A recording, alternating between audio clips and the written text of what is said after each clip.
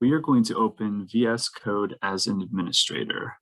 I'm going to click the Windows key, search for VS Code, and then I'm going to right-click it and select Run as Administrator.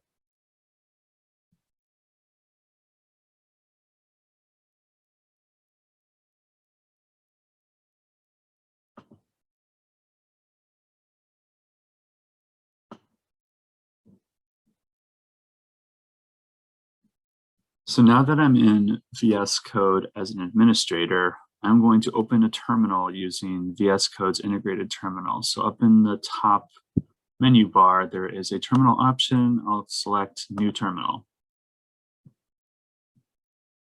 So by default, VS Code opens your terminal with PowerShell on Windows. And because we have opened VS Code as administrator, we can now run commands as an administrator. So I'm going to check to see what my system type is. So I'll type in system info pipe find open quotation capital S system capital T type and then enter.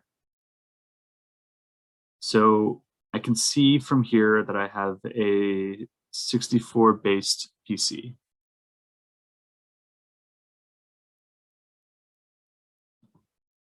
The next thing I need to do is check to see what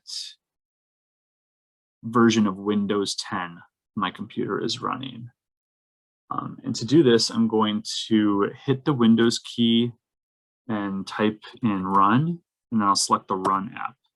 And then this will let me search for Windows version. So I'm going to do WinVer, is one word, hit enter, and then it will show that I have Windows 10 build 19042.